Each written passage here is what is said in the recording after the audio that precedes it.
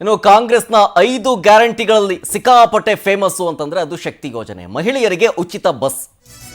ಈ ಸರ್ಕಾರದ ಶಕ್ತಿ ಯೋಜನೆಯ ಎಫೆಕ್ಟ್ ಅನ್ನುವಂತೆ ಬಸ್ಸು ಫುಲ್ ರಶ್. ಇದೇನು ಹೊಸದೇನಲ್ವಲ್ಲ ಅಂತ ಹೇಳ್ತೀರಾ? ಹೌದು, 1.5 ವರ್ಷದಿಂದ ಇದೇ ಸಮಸ್ಯೆ ಇದೆ ಈ ಶಕ್ತಿ ಯೋಜನೆ ಎಫೆಕ್ಟ್ ಇಂದಾಗಿ. ಈಗೇನಾಗಿದೆ ಅಂದ್ರೆ ಕೊಪ್ಪಳ ಕೇಂದ್ರೀಯ ಬಸ್ ನಿಲ್ದಾಣದಲ್ಲಿ ಬಸ್ಗಾಗಿ ಸಿಕ್ಕಾಪಟ್ಟೆ ನೂಕುನುಗ್ಗಲು. ಹೆಣ್ಮಕ್ಳು ಪೈಪೋಟಿ ಸಿಕ್ಕಾಪಟ್ಟೆ. ಸೀಟ್ ಬೇಕು ಅಂತೇಳಿ ಸೀಟ್ ಹಿಡ್ಕೊಳ್ಳೋಕ್ಕೆ ಕಿಟಕಿಯಿಂದ ಒಬ್ಬ ವ್ಯಕ್ತಿ ನುಗ್ಗಿಬಿಟ್ಟಿದ್ದಾನೆ. ಹೆಣ್ಮಕ್ಳೇ ತುಂಬಿರೋ ಬಸ್ನಲ್ಲಿ ಸೀಟ್ಗಾಗಿ ವ್ಯಕ್ತಿಯ ಕಸರತ್ ಹೆಂಗಿದೆ ಗೊತ್ತಾ? ಹೊಸಪೇಟೆ, ಗಂಗಾವತಿ, ಗದಗ ರೂಟ್ ಬಸ್ಗಳಿಗೆ ಜನ ಫುಲ್ಲು ಕ್ಯೂ. ನೋಡಿ, ಗಮನಿಸ್ತಾ ಇದ್ದೀರಿ, ಸಿಕ್ಕಾಪಟ್ಟೆ ರಶ್ಶು. ಆ ವ್ಯಕ್ತಿ ಕಿಟಕಿಯಿಂದ ಹಾರ್ತಾನೆ, ಅಪಾಯವನ್ನು ಲೆಕ್ಕಿಸುತ್ತೆ. ಹಾಗಾಗಿ ಜನರನ್ನ ನಿಯಂತ್ರಣ ಮಾಡೋದು ಹರಸಾಹಸ ಈ ಚಾಲಕರಿಗೆ, ನಿರ್ವಾಹಕರಿಗೆ. ಎಲ್ಲವೂ ಕೂಡ ಈ ಶಕ್ತಿ ಯೋಜನೆಯ ಎಫೆಕ್ಟ್. Bus full rush. ಇದೇನು ಈಗಿಂದ ಉದ್ಭವ ಆಗಿರೋದಲ್ಲ. ಇದು ಯಾವಾಗ ಶಕ್ತಿ ಯೋಜನೆ ಜಾರಿಗೆ ಬಂತೋ ಅವತ್ತಿನಿಂದಲೂ ಕೂಡ ಅಷ್ಟೇ. ಗಂಡಸರಿಗೆ ಸೀಟೇ ಸಿಗ್ತಾ ಇಲ್ಲ ಅಂತ ಒಂದು ಗಂಡಸರಿಗೆ ಅಂತೇಳಿ ಸಪ್ರೇಟ್ ಬಸ್ ಮಾಡಿಬಿಡಿ, ಇಲ್ಲ ಫ್ರೀ ಬಸ್ ಯೋಜನೆ ಅಂತ ಏನು ಮಾಡಿದ್ದೀರಾ ಅದಕ್ಕೆ ಅಂತಲೇ ಒಂದು 5 ಬಸ್ ಎಕ್ಸ್ಟ್ರಾ ಇಟ್ಬಿಡಿ. ಮಹಿಳೆಯರಿಗೆ ಉಚಿತವಾಗಿ ಬಸ್ ಅಂಥ ಬಸ್ನಲ್ಲೇ ಓಡಾಡಬೇಕು ಅಂತ ಬೇಕಾದರೆ ಟರ್ಮ್ಸ್ ಆ್ಯಂಡ್ ಕಂಡೀಷನ್ ಇಟ್ಬಿಡಿ. ಇದು ಹಿಂಸೆ ಆಗ್ತಾ ಇದೆ ಅಂಥೇಳಿ ಪುರುಷರು ಆಕ್ರೋಶವನ್ನು ಹೊರಹಾಕ್ತಾ ಇದ್ದಾರೆ.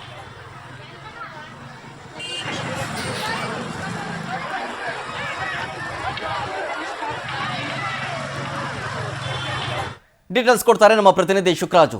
ಫೋನ್ ಸಂಪರ್ಕದಲ್ಲಿ ಜಾಯ್ನ್ ಆಗಿದ್ದಾರೆ. ಶುಕ್ರಾಜು, ಕೇವಲ ಕೊಪ್ಪಳದಲ್ಲಿ ಮಾತ್ರ ಅಲ್ಲ, ರಾಜ್ಯದ ಹಲವು ಕಡೆಗಳಲ್ಲಿ ಇದೇ ರೀತಿಯಾದಂತಹ ಪರಿಸ್ಥಿತಿ ನಿರ್ಮಾಣ ಆಗಿಬಿಟ್ಟಿದೆ. ಎಲ್ಲವೂ ಕೂಡ ಈ ಶಕ್ತಿ ಯೋಜನೆಯ ಎಫೆಕ್ಟ್ನಿಂದಾಗಿ.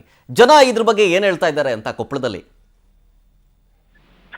ಎಸ್ ಶರತ್, ಏನಂತಂದ್ರೆ ಈಗಾಗಲೇ ಶಕ್ತಿ ಯೋಜನೆ ಯಾವಾಗ ಜಾರಿಗೆ ಆಯ್ತೋ ಆಗಿನಿಂದಲೂ ಕೂಡ ಈ ಒಂದು ಬಸ್ ನಲ್ಲಿ ಪ್ರಯಾಣ ಮಾಡತಕ್ಕಂತ ಪ್ರಯಾಣಿಕರು ಈ ಒಂದು ಪರದಾಟ ತಪ್ಪಿದ್ದಲ್ಲ ಅಂತ ಹೇಳ್ಬೋದು. ಇದೀಗ ಏನು ನಾವು ಕೊಪ್ಪಳ ಕೇಂದ್ರೀಯ ಬಸ್ ನಿಲ್ದಾಣದಲ್ಲಿ ಈ ಒಂದು ದೃಶ್ಯ ನೋಡ್ತಾ ಇದ್ವಿ. ಇದು ಪ್ರತಿನಿತ್ಯ ಇಲ್ಲಿ ಸರ್ವೇ ಸಾಮಾನ್ಯವಾಗಿದೆ ಅಂತ ಹೇಳ್ಬೋದು. ಏನು ಪ್ರಮುಖವಾಗಿ ಗದಗ ಮತ್ತು ಹೊಸಪೇಟೆ ಮಾರ್ಗದ ಬಸ್ಗಳಲ್ಲಿ ಈ ರೀತಿ ಪರದಾಟ ಇಲ್ಲಿ ಕಂಡು ಬರ್ತಿರ್ತಕ್ಕಂಥದ್ದು. ನಾವು ನೋಡ್ತಾ ಇದ್ರೆ ಈ ಬೆಳಗ್ಗೆ ಏನು 6 ಗಂಟೆಗೆ ಒಂದು ಶಾಲೆಗಳು ಪ್ರಾರಂಭ ಆಗುತ್ತೆ. ಶಾಲಾ ಮಕ್ಕಳಿಗೂ ಕೂಡ ಸಾಕಷ್ಟು ಬಾರಿ ತೊಂದರೆ ಆಗಿರ್ತಕ್ಕಂಥದ್ದು ಈ ಒಂದು ಶಕ್ತಿ ಯೋಜನೆಯಿಂದ. ಯಾಕಂದ್ರೆ ಈ ಶಕ್ತಿ ಯೋಜನೆ ಜಾರಿ ಆದ ಮೇಲೆ 90ರಷ್ಟು ಮಹಿಳಾ ಪ್ರಯಾಣಿಕರು ಬಸ್ ನಲ್ಲಿ ಪ್ರಯಾಣ ಮಾಡೋಕೆ ಶುರು ಮಾಡಿದ್ರಿಂದ ಈ ಒಂದು ಸಮಸ್ಯೆ ಈಗ ಇಲ್ಲಿ ಉಂಟಾಗಿರ್ತಕ್ಕಂಥದ್ದು. ನಾವು ನೋಡ್ತಾ ಇರ್ಬೋದು. ಈ ಒಂದು ದೃಶ್ಯ ನಮ್ಗೆ ನಿನ್ನೆ ರಾತ್ರಿ 11ರಿಂದ 12 ಗಂಟೆ ವೇಳೆಗೆ ಸಿಕ್ಕಿರ್ತಕ್ಕಂಥದ್ದು. ಅಂದ್ರೆ ಮಧ್ಯರಾತ್ರಿ ಆದ್ರೂ ಕೂಡ ಈ ಒಂದು ಮಹಿಳೆಯರು ಬಸ್ ನಲ್ಲಿ ಪ್ರಯಾಣ ಮಾಡುವ ಒಂದು ದೃಶ್ಯ ನಾವು ನೋಡ್ತಾ ಇರ್ಬೋದು. ಅಲ್ಲಿ ಪುರುಷ ಪ್ರಯಾಣಿಕರು ಎಷ್ಟು ಪರದಾಟ ನಡೆಸ್ತಾ ಇದ್ದಾರೆ. ಯಾಕಂದ್ರೆ ನಾವು ದೃಶ್ಯದಲ್ಲಿ ನೋಡ್ತಾ ಇರ್ಬೋದು, ಒಬ್ಬ ಪುರುಷ ಪ್ರಯಾಣಿಕ ಕಿಟಕಿಯಿಂದ ಬಸ್ ನಲ್ಲಿ ಸೀಟ್ ಇಟ್ಕೊಳ್ಳೋದಕ್ಕೆ ಒಂದು ಪ್ರಯತ್ನ ಮಾಡ್ತಿರ್ತಕ್ಕಂಥದ್ದು. ಒಟ್ಟಾರೆ ನಾವು ನೋಡೋದಾದ್ರೆ ಮಹಿಳಾ ಪ್ರಯಾಣಿಕರ ಸಂಖ್ಯೆ ಜಾಸ್ತಿ ಆಗಿರೋದ್ರಿಂದ ಪುರುಷರಿಗೆ ಇಲ್ಲಿ ಬಸ್ ನಲ್ಲಿ ಪ್ರಯಾಣ ಮಾಡೋದು ತುಂಬಾನೇ ಕಷ್ಟ ಆಗ್ತಾ ಇದೆ. ಹೀಗಾಗಿ ನಾವು ಶಕ್ತಿ ಯೋಜನೆಯಿಂದ ಈ ಒಂದು ಸಮಸ್ಯೆಯನ್ನು ಅನುಭವಿಸಿರುವಂತದ್ದು ಸಾಕಷ್ಟು ಪುರುಷ ಪ್ರಯಾಣಿಕರು ತಮ್ಮ ಅಳನ ತೋಡಿಕೊಂಡಿರ್ತಕ್ಕಂಥದ್ದು. ರಾಜ್ಯ ಸರ್ಕಾರ ಈ ಯೋಜನೆಯನ್ನು ಸ್ಟಾಪ್ ಮಾಡಬೇಕು, ಉಳಿದೆಲ್ಲ ಯೋಜನೆಯನ್ನು ಮುಂದುವರಿಸಲಿ. ಆದ್ರೆ ಶಕ್ತಿ ಯೋಜನೆಯಿಂದ ಸಾಕಷ್ಟು ಪ್ರಯಾಣಿಕರಿಗೆ ತೊಂದರೆ ಆಗ್ತಾ ಇದೆ. ಅದರಲ್ಲಿ ಪ್ರಮುಖವಾಗಿ ಏನು ಶಾಲಾ ಮಕ್ಕಳಿದ್ದಾರೆ ಅವ್ರಿಗೆ ಸಾಕಷ್ಟು ತೊಂದರೆ ಆಗ್ತಾ ಇದೆ. ಬೆಳಗ್ಗೆ ಹೋಗುವಂತ ಶಾಲಾ ಮಕ್ಕಳು ಎಷ್ಟೋ ಬಾರಿ ಎಕ್ಸಾಮ್ ಕೂಡ ಮಿಸ್ ಆದಂತ ಉದಾಹರಣೆ ಕೂಡ ನಾವು ಕೊಪ್ಪಳ ಬಸ್ ನಿಲ್ದಾಣದಲ್ಲಿ ನೋಡಿರ್ತಕ್ಕಂಥದ್ದು. ಹೀಗಾಗಿ ಈ ಒಂದು ಪ್ರಯಾಣ ದಟ್ಟಣೆಯನ್ನು ಕಡಿಮೆ ಮಾಡಬೇಕಾದ್ರೆ ಶಕ್ತಿ ಯೋಜನೆಯಲ್ಲಿ ಏನಾದ್ರೂ ಒಂದು ಹೊಸ ರೂಲ್ಸ್ ಜಾರಿ ಆದ್ರೆ ಮಾತ್ರ ಇದು ಸಾಧ್ಯ ಅಂತದ್ದು ಈಗ ಅಭಿಪ್ರಾಯ ಪಟ್ಟಿರ್ತಕ್ಕಂಥದ್ದು.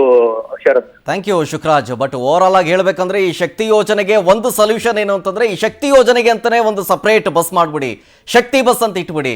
ಅಲ್ಲಿ ಮಹಿಳೆಯರು ಉಚಿತವಾಗಿ ಪ್ರಯಾಣ ಮಾಡ್ಬೋದು. ಆಗ ಇನ್ನುಳಿದ ಬಸ್ನಲ್ಲಿ ನಾವು ಆರಾಮಾಗಿ ಓಡಾಡ್ಬೋದು ಅನ್ನೋದು. ಬಟ್ ಗೊತ್ತಿಲ್ಲ ಇದನ್ನ ಸರ್ಕಾರ ಎಷ್ಟು ಮಟ್ಟಕ್ಕೆ ತಗೊಳುತ್ತೆ, ಜನ ಇದನ್ನ ಎಕ್ಸೆಪ್ಟ್ ಮಾಡ್ಕೊಳ್ತಾರಾ ಇಲ್ಲ ಅನ್ನೋದು ಸರ್ಕಾರಕ್ಕಿರುವಂತಹ ಒಂದು ಸವಾಲು. ನೋಡೋಣ ಮುಂದೆ ಏನಾಗುತ್ತೆ ಅಂತ ಹೇಳಿ.